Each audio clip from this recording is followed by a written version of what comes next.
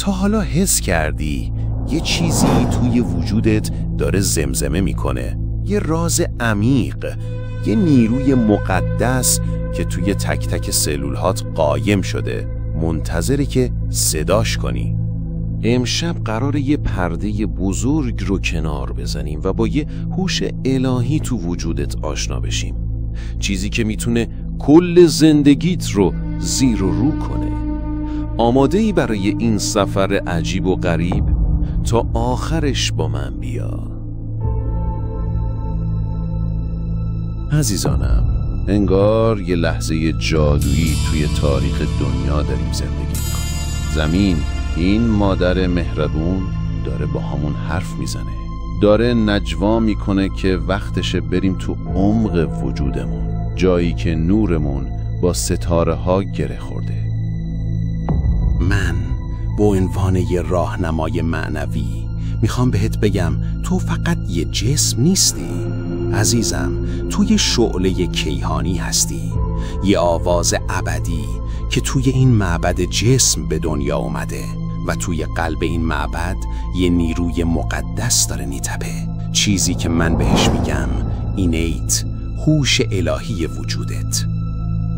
اینیت فقط یه تکه از بدنت نیست، این روح زنده توه، یه هوش کیهانی که توی هر سلولت داره نفس میکشه. اینیت قبل از اینکه خودت حتی یه سرفه کوچیک بکنی میدونه یه ویروس داره باهات شوخی میکنه. قبل از اینکه هیچ دستگاه پزشکی چیزی بفهمه، اینیت داره مثل یه ارکستر بزرگ همه سلولهات رو هماهنگ میکنه تا تعادل برگرده. اما این فقط یه گوشه ماجراست. اینیت خیلی بیشتر از یه نگهبان ساده است. اینیت دروازه‌ای به اون بخش از وجودت که با کهکشان‌ها حرف میزنه، که با ریتم کیهان میرقصه، که از اول خلقت توی وجودت حک شده. حالا یه لحظه چشماتو ببند عزیزم. تصور کن میتونی با این هوش الهی، با اینیتت، مثل یه رفیق قدیمی گپ بزنی. چی بهش میگفتی؟ شاید بگی اینیت رفیق، وقتش حقیقت خودمو ببینم، بیا با هم یه معجزه را بندازیم. من بهت میگم اینیت خیلی وقته که منتظر همین لحظه است. منتظر اینه که تو با یه لبخند، با یه نجوای عاشقانه صداش کنی. این نیروی مقدس همیشه کنارت بوده، ولی انگار یه پرده نازک بینتون بوده. حالا اون پرده داره پاره میشه. وقتشه که با اینیتت یکی بشی، که بذاری این هوش الهی تو رو به سمت نور ببره. عزیز جان، اینیت فقط برای شفا دادن نیست. اینیت برای بازآفرینی توه، برای اینکه خودت رو از نو بسازی. بدن تو طوری ساخته شده که میتونه خیلی بیشتر از چیزی که فکر میکنی دوام بیاره. شاید 2 برابر، شاید 3 برابر چیزی که الان توی ذهنته. اما ساعت زیستی بدنت مثل یه ساعت شنی داره با یه ریتم پیشفرض میره جلو. من بهت میگم تو میتونی این ساعت رو عوض کنی. میتونی بهش بگی هی رفیق، بیا این ریتم رو آرومتر کنیم. بیا سلول هامون رو با نور کیهان هماهنگ کنیم، طوری که انگار از یه چشمه جوانی داریم آب میخوریم. این یه دعوت عاشقانه است، دعوتی که تو رو به عنوان یه خالق کیهانی نشون میده، کسی که با هر نفسش، با هر نیتش میتونه جسم و روحش رو به سمت نور بکشه.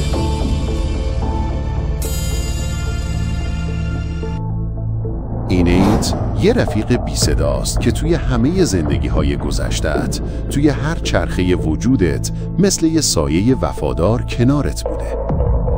اون میدونه هر بیماری، هر حس عمیق، هر الگویی که تو وجودت حس میکنی از کجا ریشه گرفته. شاید یه درد توی بدنت، یه حس ترس یا غمی که نمیتونی توضیحش بدی، از یه زندگی گذشته، از یه زخم آکاشی اومده باشه. اینیت مثل یه کتابدار کیهانیه که کل داستان روحت رو توی کتابخونه مقدس نگه داشته. این کتابدار میدونه کجا یه گره توی وجودت شکل گرفته، کجا یه تجربه قدیمی هنوز تو سلولهات داره نفس میکشه. بدن هوشمند تو فقط یه نگهبان بدنی نیست، اون روی دی&ایت، روی اون کدهای مقدس وجودت کار میکنه. هر رشته دی&ایت یه آواز کیهانیه، یه شعر باستانیه که از لحظه خلقت شروع شده.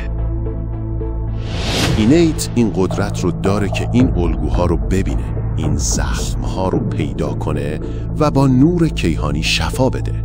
وقتی بهش اعتماد کنی، وقتی باهاش گپ بزنی، انگار داری به این کدهای مقدس میگی بیا از نو نوشته بشیم با رنگهای شفا و تعادل. حالا از یه راز بزرگتر حرف بزنیم. جملات تعیین. این جملات مثل یه نجوای عاشقانه‌ان که مستقیم به قلب اینیت میرسن. وقتی با ایمان و عشق به بدنت حرف میزنی، انگار داری یه موج نور به سلولهات میفرستی. هر روز یه لحظه وایستا، دستت رو بذار رو قلب و بگو بدن هوشمند عزیزم، ساختار سلولی عزیزم، من میدونم تو کی هستی و امروز اینو با همه وجودم حس کردم. دلم میخواد کاری رو شروع کنی که خودت بلدی. دلم میخواد با همیاری تو به یه سلامتی الهی برسم، به یه تعادلی که عمری طولانی و پر از نور بهم بده. میدونم تناسب بدنم درست نیست، بیا اصلاحش کن. میدونم عادتهای بدی دارم، بیا با هم درستشون کنیم. اگه لازمه با آکاش من حرف بزن، با اون خاطراتی که از زندگی‌های گذشتم مونده و اونا رو شفا بده. اگه لازمه ذائقه‌ام رو عوض کن، بذار به چیزایی میل داشته باشم که بدنم واقعاً بهشون نیاز داره، نه اونایی که ذهنم میخواد. بیا منو به تعادل الهی برسون و من قول میدم هر روز باهات گپ بزنم. این جملات تاییدی مثل یک کلید طلایی‌ان. وقتی اینجوری با ذهنت حرف میزنی، انگار داری به سلولات، به دی&ایت یه دستور نورانی میدی. ذهنت این جملات رو میشنوه و شروع میکنه به بازنویسی الگوهای قدیمی.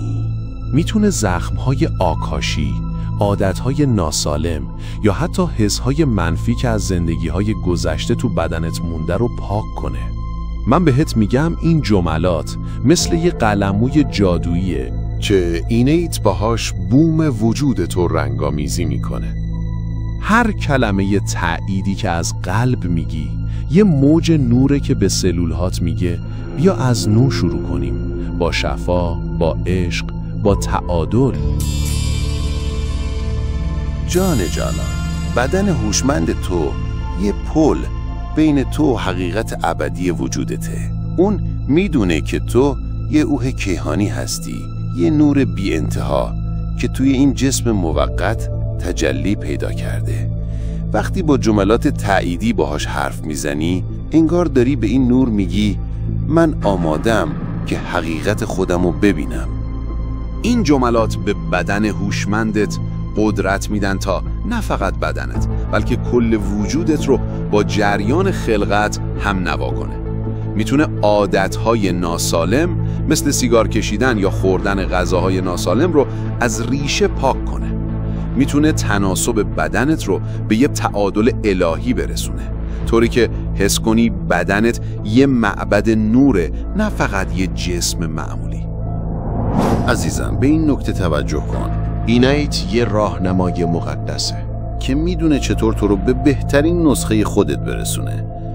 وقتی بهش میگی عادت بدم رو عوض کن، ذائقه‌ام رو تنظیم کن، اون شروع میکنه به بازنویسی اون الگوهای قدیمی که شاید از زندگی‌های گذشته‌ت اومده باشن. مثلا اگه همیشه به غذاهای سنگین و ناسالم کشش داشتی، بدن هوشمندت میتونه این میل رو عوض کنه، چون میدونه بدن تو واقعاً به چی نیاز داره.